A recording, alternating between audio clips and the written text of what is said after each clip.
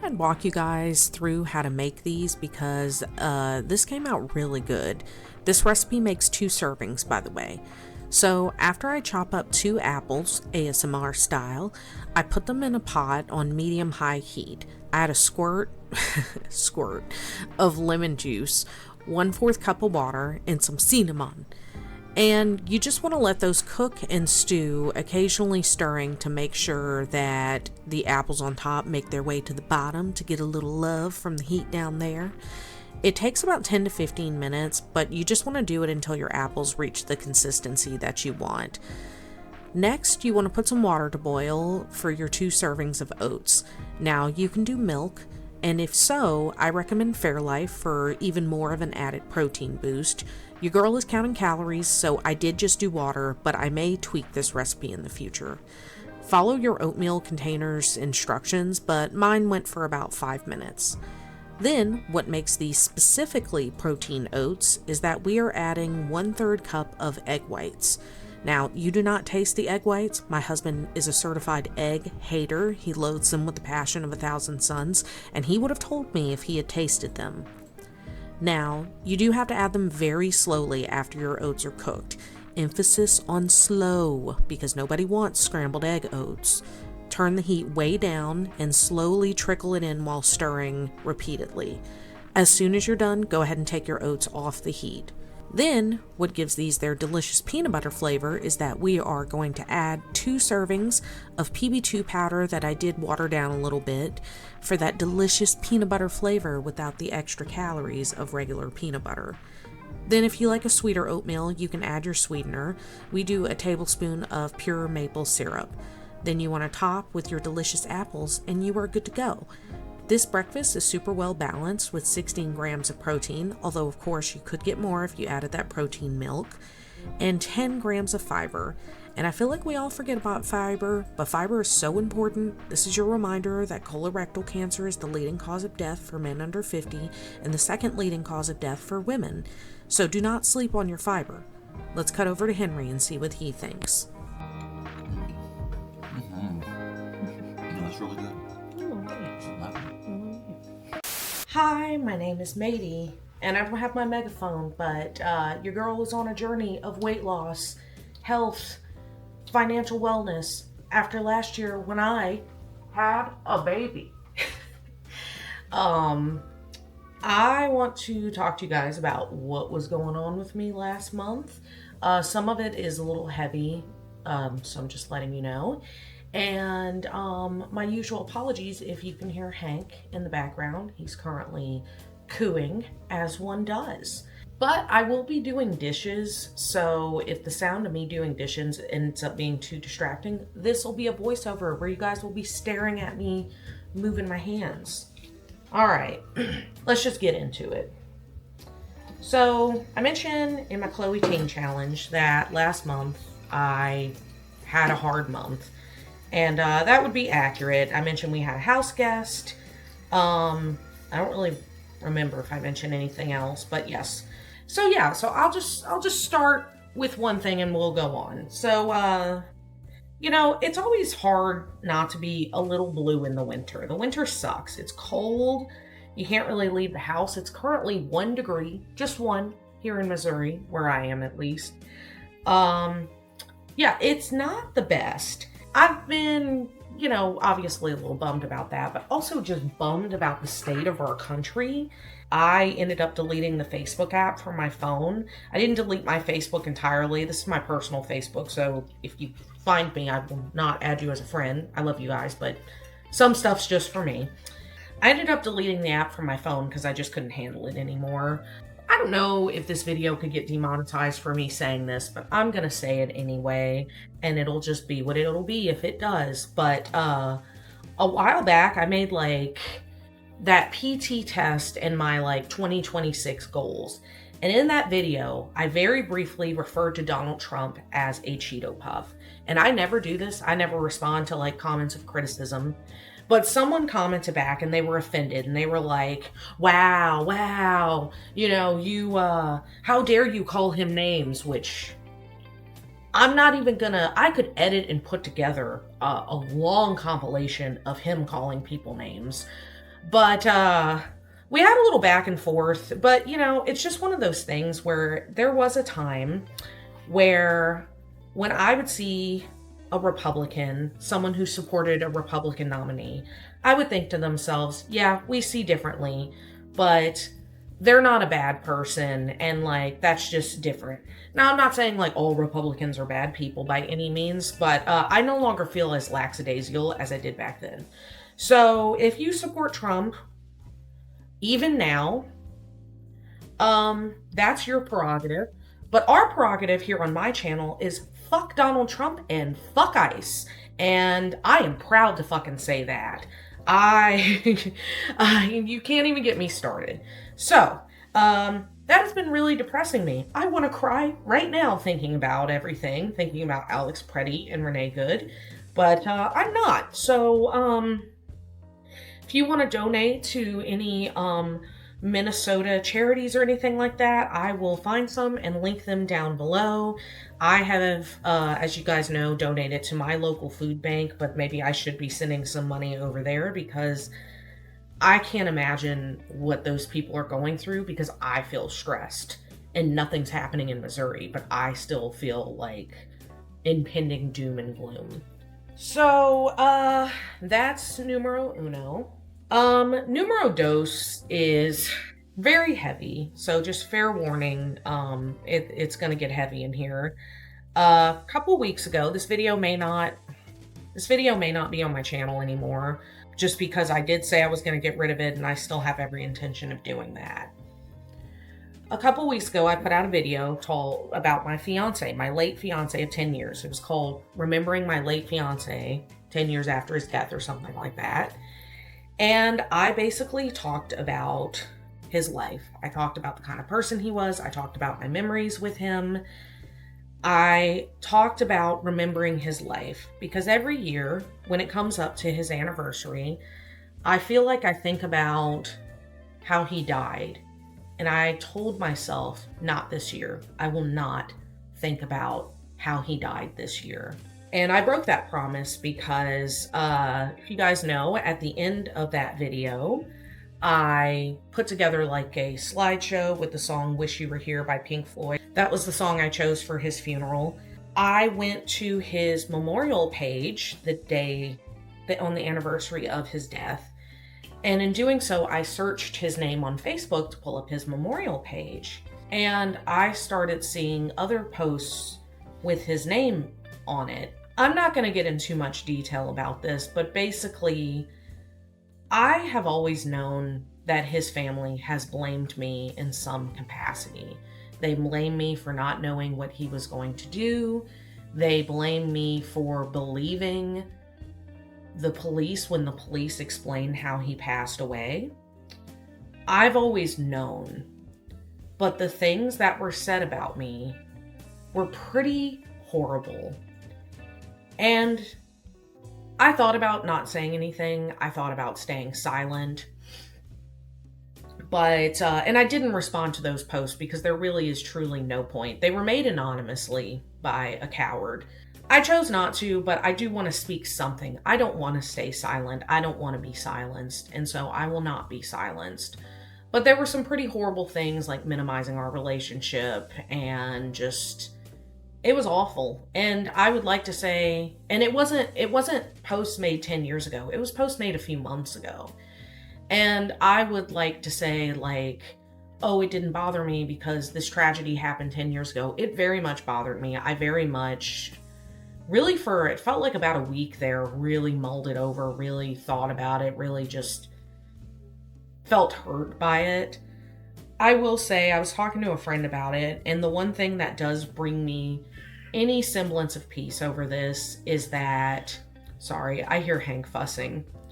The one thing that brings me any semblance of peace over this is that I know that people in pain hurt people. Not every person who does a bad thing is just twiddling their evil, snidely whiplash mustache and going out and hurting people. It's quite often good people who are hurting themselves. And they're the ones that hurt people. And that does give me peace. That's all I'm going to say there. I did want to give you guys a palate cleanser. But Hank is fussing, so I'm going to go assist and I'll be right back.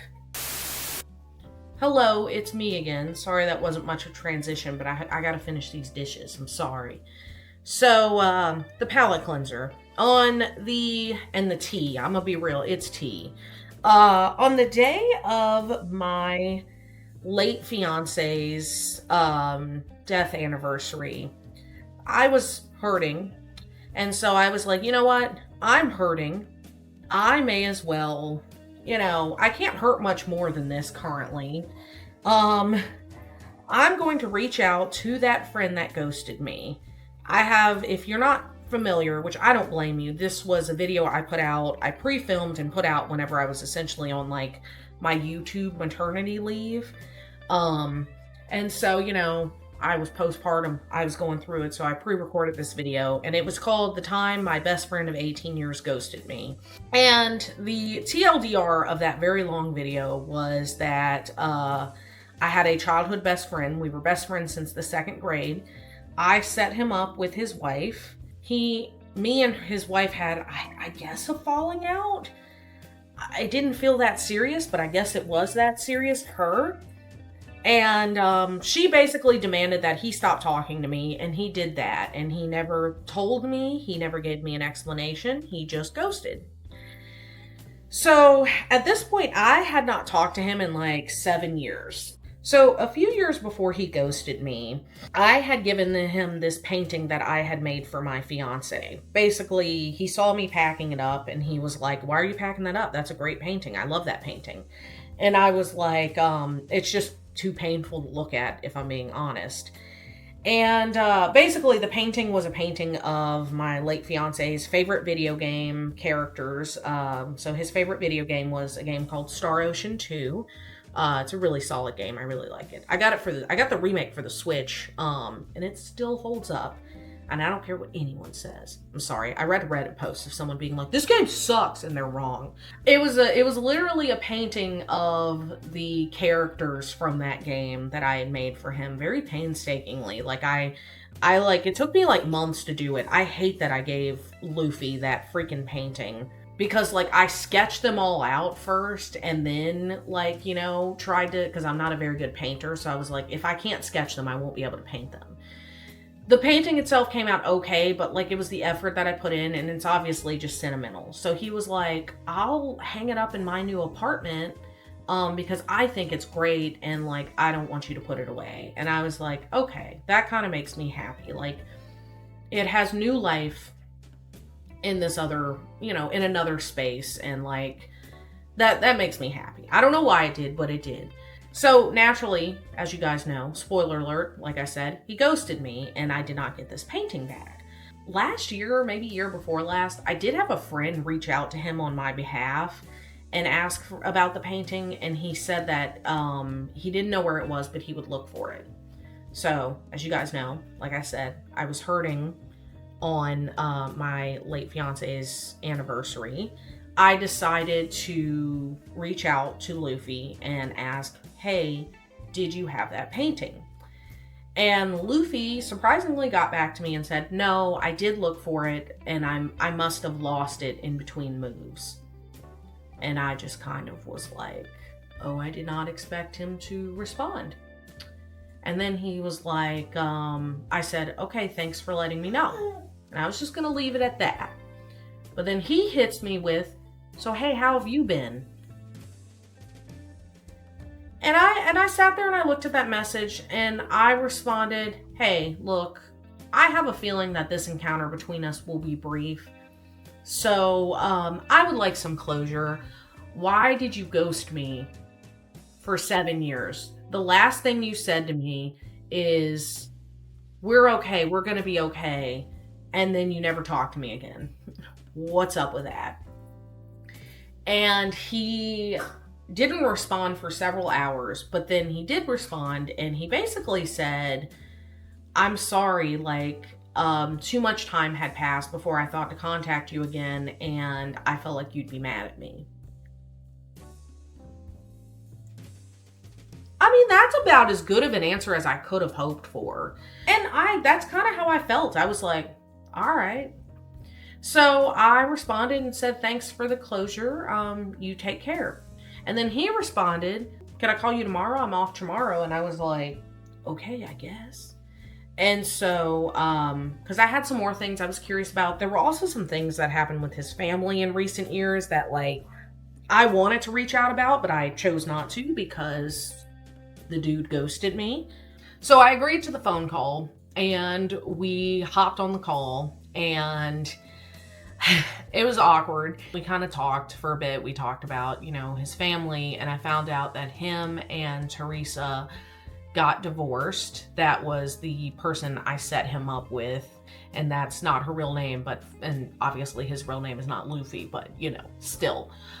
They got divorced. I was genuinely shocked by that. Like, yes, Teresa was hella toxic, as you guys know who watched the video.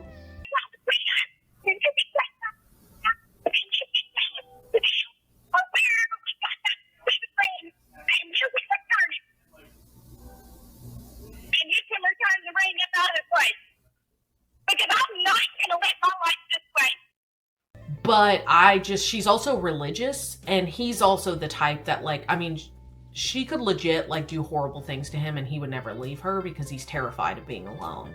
I know that sounds really mean and harsh, but that is who he is. And so I was shocked. And it made sense to me, like, oh, this is why you're able to talk to me, is because Teresa's no longer in the picture. And so I also felt really bad for him because they did have a baby. His child is not a baby anymore, but I don't want to say too much. But basically, they moved further away from his family to be closer to her family because I guess her family was able to provide support. And now he's kind of stuck where they live because he obviously wants to see their child and everything. And I don't know. I do feel bad for him in that regard. But at the end of the conversation, he was like, okay, well, it was really good to talk to you. Could I call or text you sometime? And I thought about it for a minute, and I said, I don't think so. I'm like, I'm sorry, like, we were best friends, and you ghosted me. And look, like, I don't blame you. I don't blame you for ending our friendship, but you shouldn't have ghosted me. Yes, that was your fiance. Like, that was your future. You were going to be with her, and that you were going to make a family with her. And he and I had, like, grown apart. Just, we feel differently about just a lot of things. And the only thing we really shared in common, and I said this to him, was the fact that we shared a childhood together. We have memories together. He really is a core part of my childhood and a lot of my life. And, I'll never forget him, but that doesn't mean I have to stay friends with him. And I am really proud of myself, especially that day, because I was going through it, for being able to say, no. It's so crazy. I literally, my mom's husband gave me like a flash drive and was like, hey, there's some old photos on here of like you and just a bunch of old pictures if you want to like pull them off. And I was like, sure. Did that. And I found some old pictures of him. And I started saving them and then was like to send to him. And then I was like, why am I doing this? Like, I'm not talking to him anymore. So even now, with it being freaking 7 years from the last time I really like had a friendship with him, I still like have that weird urge, which is nuts. I will say, as with a lot of old people things, it does not feel like it has been 7 years. It feels like it's been like 3 or 4.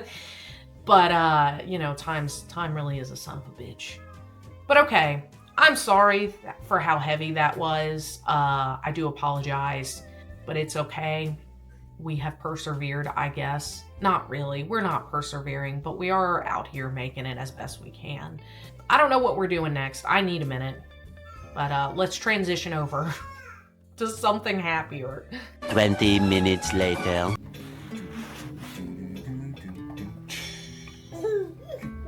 You like that, huh? Alright, ready?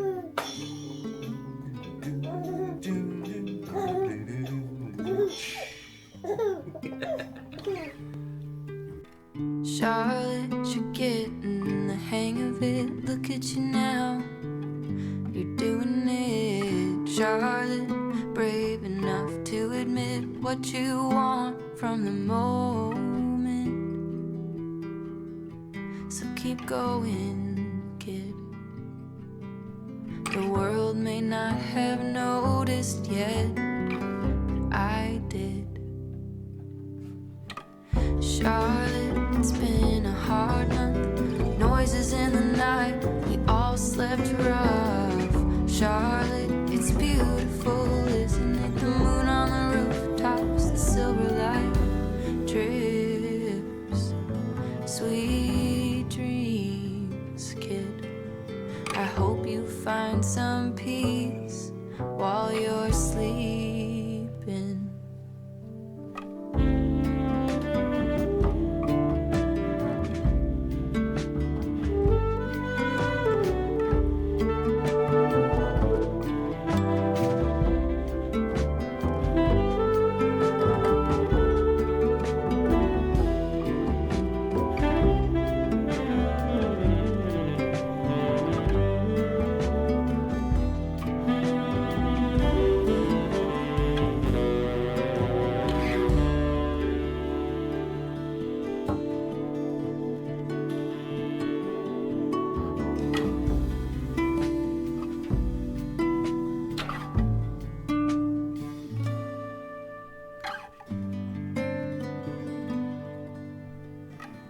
Charlotte, you're busy growing quick flowers in the garden. The summer air sticks. Charlotte, you're bleeding at the knees, climbing up the windshield, trying to reach the storm front coming this way. Don't worry about the thunder, it's how the heat breaks.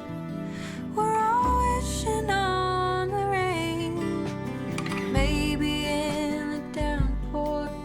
things will change.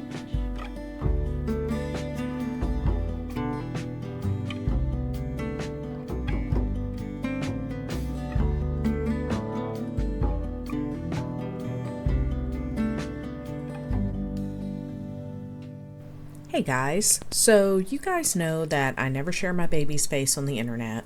However, I felt like this vlog was a little depressing and needed a palate cleanser, and these pictures are hilarious, and you have to see Hank's face for them. I'm sorry. So for the 12 people that watch my vlog, here you go. So whenever Henry and I were both on leave, we played this game called Poop Roulette. And in Poop Roulette, you take turns changing the baby's diaper, no matter what the contents of the diaper are. So if I was the last person to change the diaper and it was a pee diaper, then Henry would change the next diaper, even if it's a poop diaper. And for whatever reason, I don't know why, Hank would only poop for Henry. Well, I do know why, because whenever it was just me and Hank alone, I would remind him that we only poop for Daddy. It's very important. But I kid you not, for a week straight, Henry kept losing Poop Roulette, and it was really funny. And like, I even let him like change the strategy or decide like when I should change the next diaper or vice versa. I don't know, but it was really funny. So we were laying on the couch one day chit-chatting. Henry was holding Hank, and when Hank poops, you know it, he knows it, everyone knows it.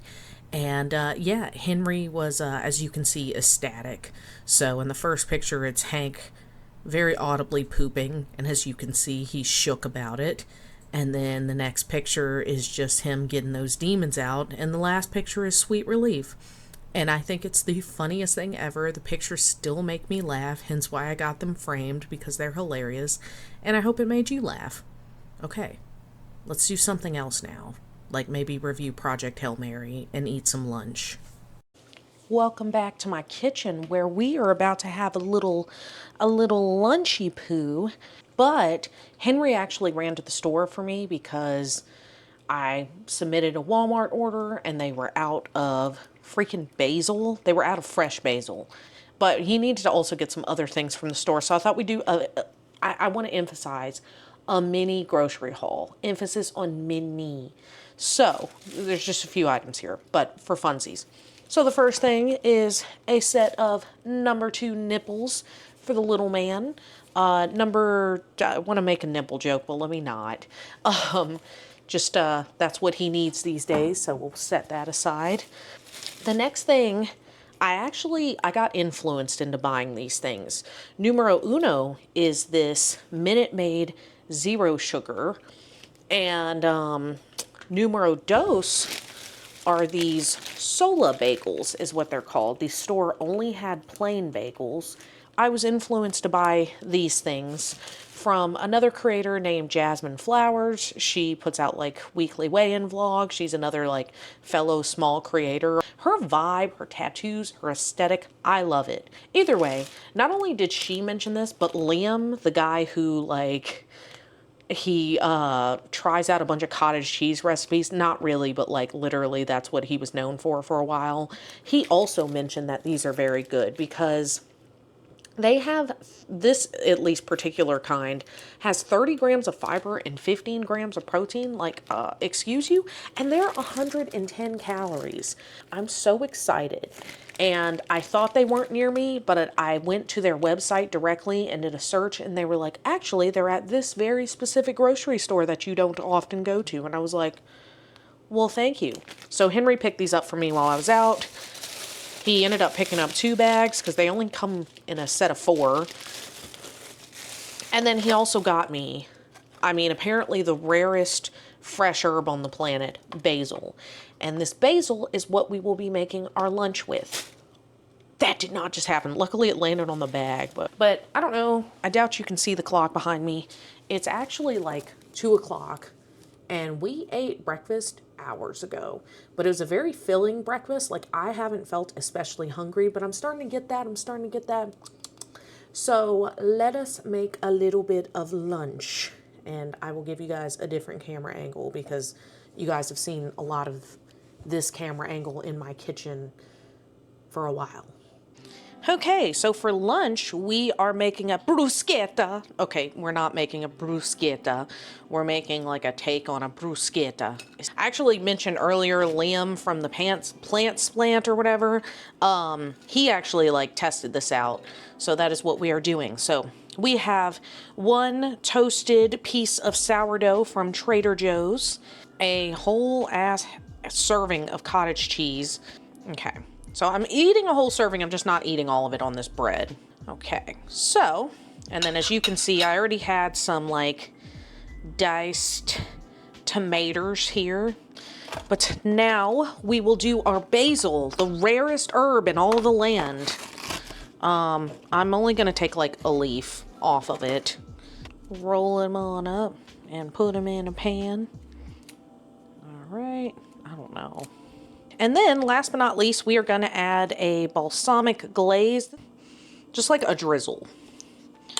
All right, and there she is, our bruschetta. Don't judge the bloodbath around it, but like, doesn't she look pretty? Like, what a vibe.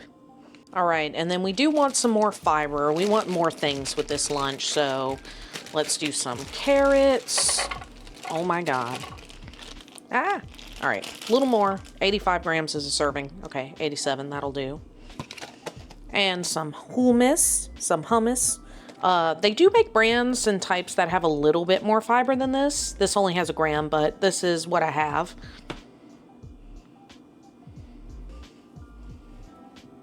And then last but not least, to get a little bit more protein, some lovely Quest protein chips. Nacho cheese.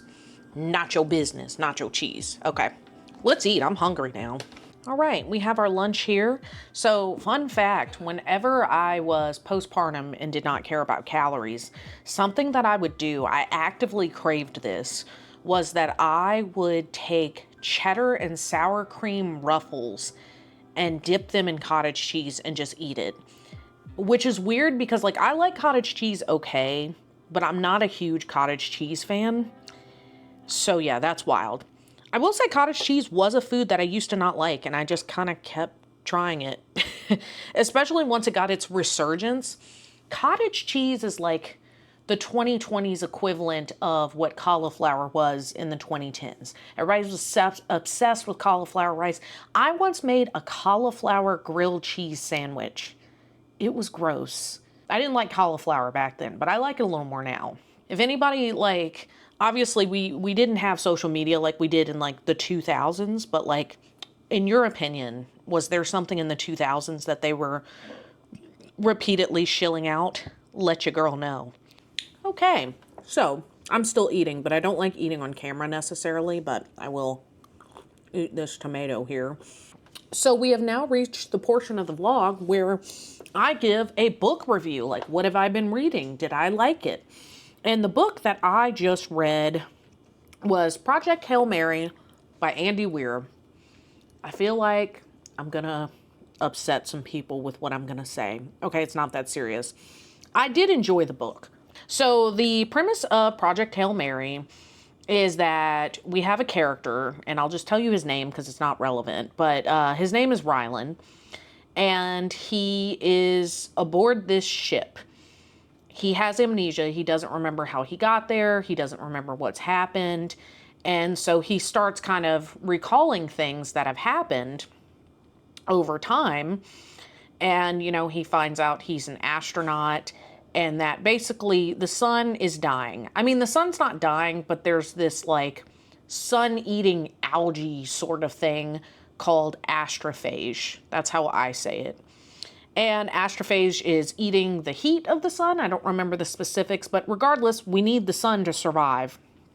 And so Project Hail Mary is just that. It's the ship they sent in order to stop the astrophage from eating the sun, figuring it out.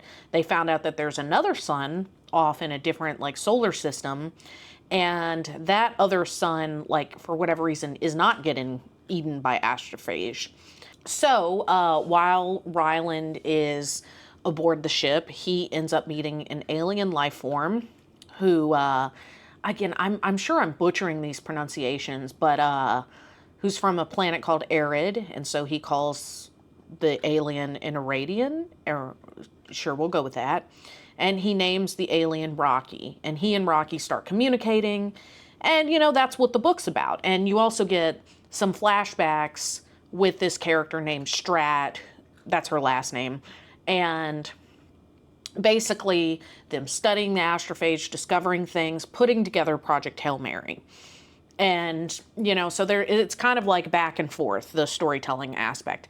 I thought that that was really interesting and a really good way to tell a story, like a really good premise.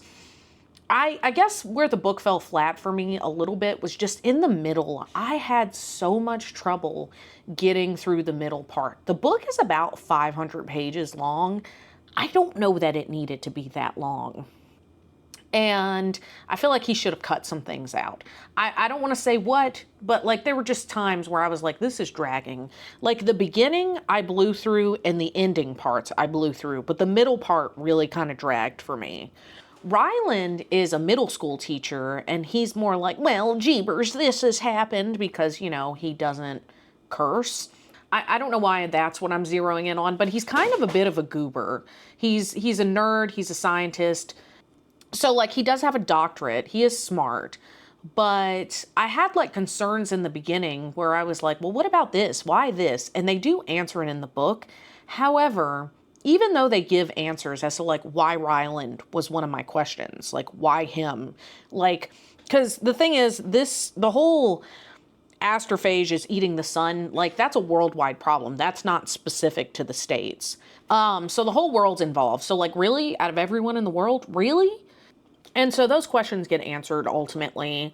I still felt like there was no way I could suspend my disbelief enough that I could believe that Ryland would be able to do this. He's a middle school teacher. He's not an astronaut.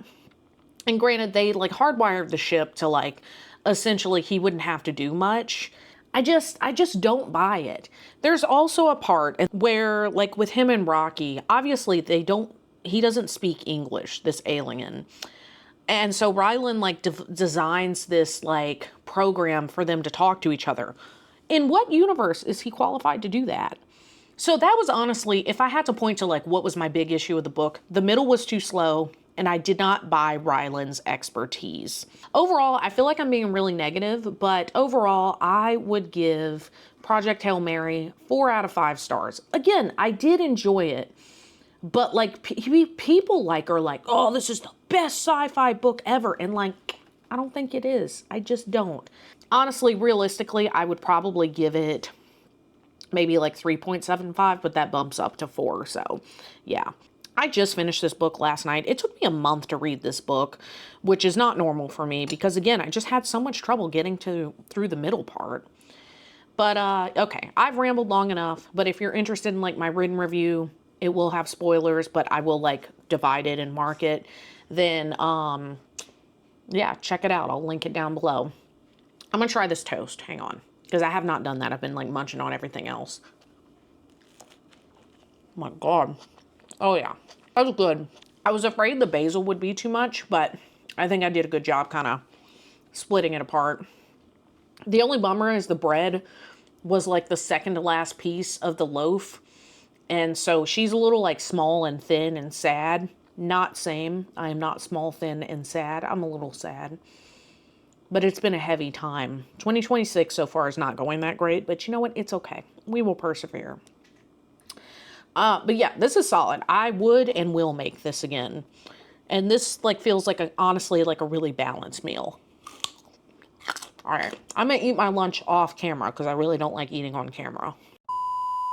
Okay, ugh. Welcome to my bathroom. I may or may not have cleared out some stuff that is in the tub behind me, but you don't see that. All you see is the shower curtain. I don't know what this hand motion is, but yeah. So we are here for a very random reason. And that reason is we are going to make a cat shelter. It's been very cold in Missouri and in a lot of places.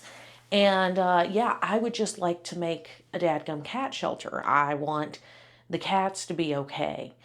We have a few strays that live in our apartment complex. And one of my neighbors down the way does feed them. However, yeah, I would just like to shelter them. They deserve it, dadgummit.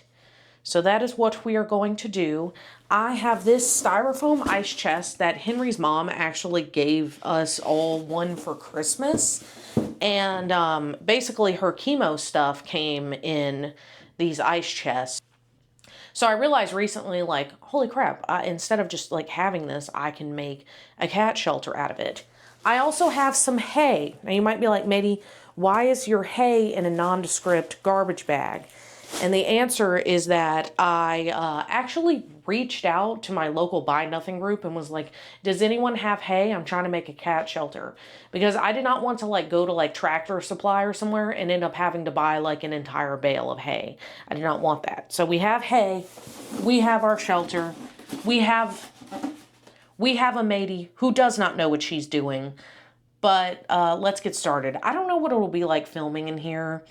I ideally would prefer to do this outside because I am going to be cutting the styrofoam.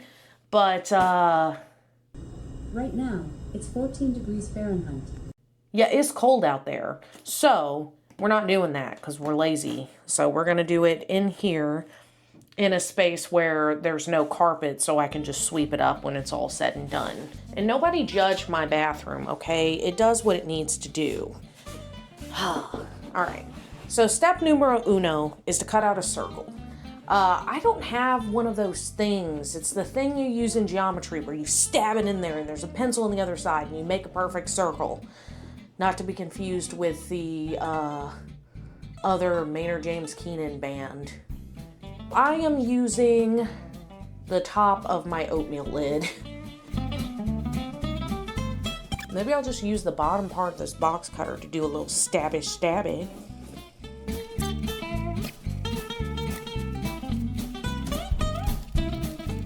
I don't know why I expected that to break through, but it's a start. I want to break free. I've got to break free. Whoa.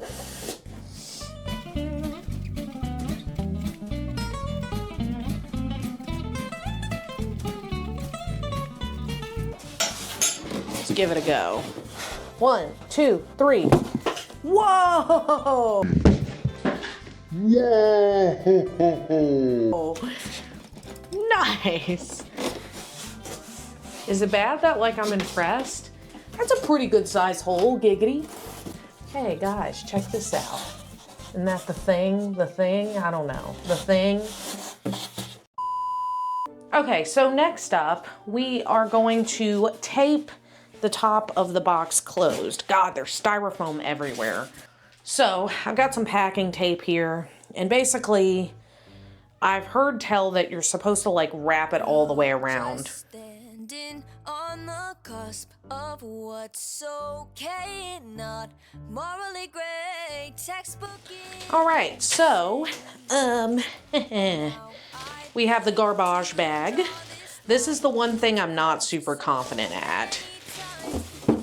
But it's important to do this step if you're gonna have your thing like in the outdoors, because it does make it a little more weatherproof. Like, it's not perfect, it's a styrofoam box, but it will help. You're so unlike me. Oh, I can't shake this feeling, 'cause I think I'm falling for the villain, and it's not looking like a good decision. And I try so hard to understand this, and you won't attempt to reprimand it. Should I sit, take it in, let it all unfold, or just say no?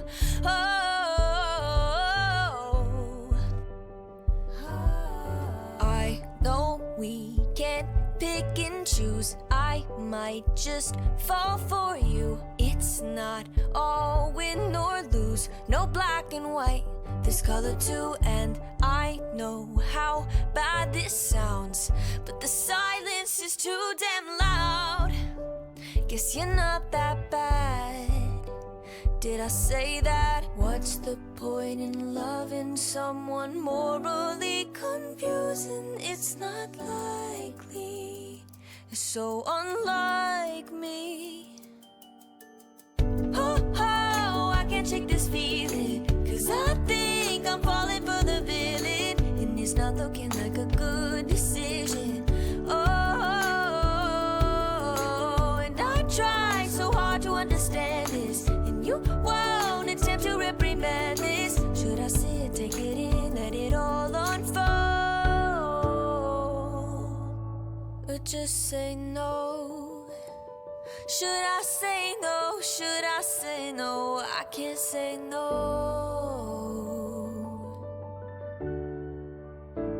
I can't say no.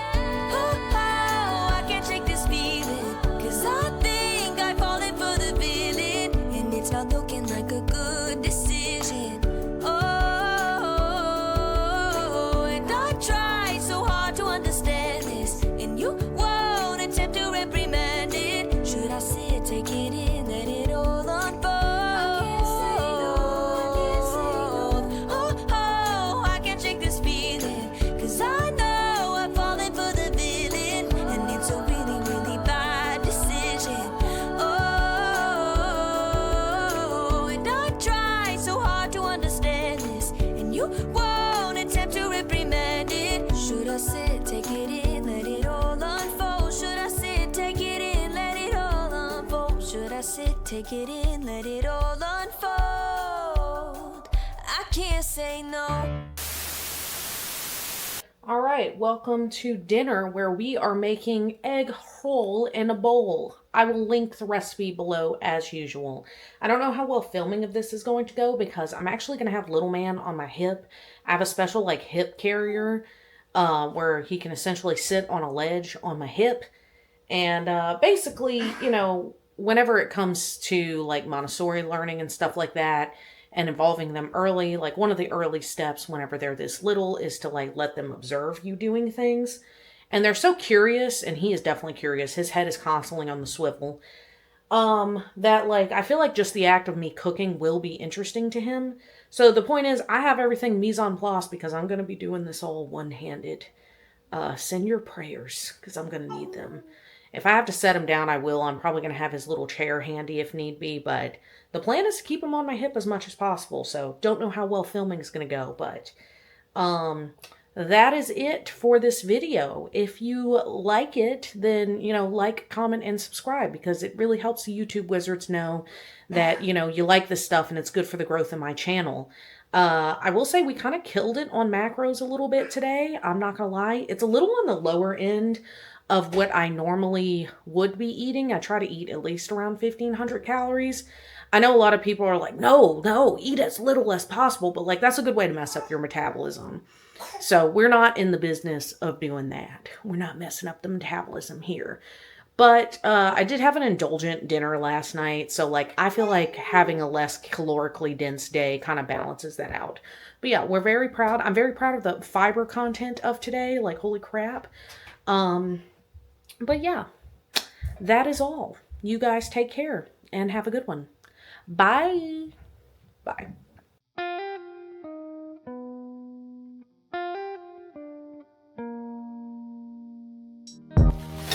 Put this cabbage in the pan because Mama froze it because I had too much left over from coleslaw. So we're going to put that in the pan and cook off some of the water so that our egg roll in a bowl isn't super watery and gross. Because cabbage releases water as it is. God, that's a lot of purple cabbage.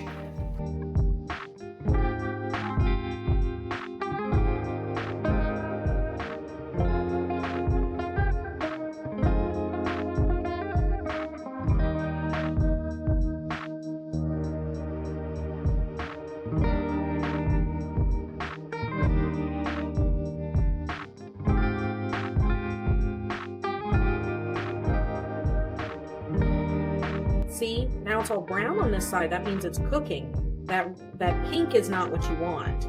That pink is gross. Turn this over. Don't chew on my hair, buddy. That's not good for you.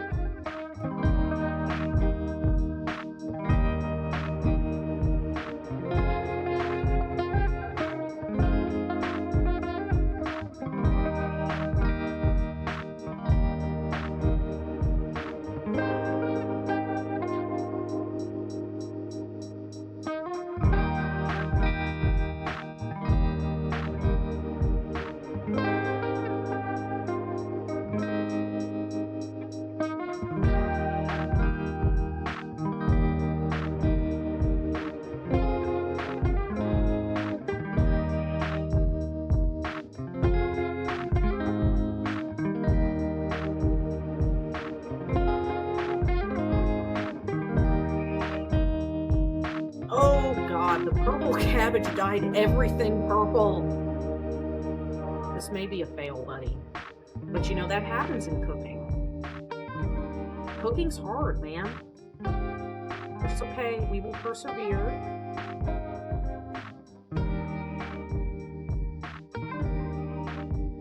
Don't spill, don't spill, don't spill. I did it. Oh, God. It's gonna blow. Then we need ginger. Not to be confused with as told by ginger. Someone once told me that grass is much greener. That's before your time. As are many things, because you are very young.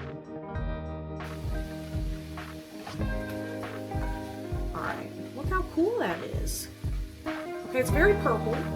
But that's okay, that's fun, right? Yeah. Mixy. Oh, it smells so good. Honestly, like, I feel like I could drink sesame oil. Doesn't it smell amazing? Alright, so it looks a little weird. I mean, it's a little on the purple side. But we did it.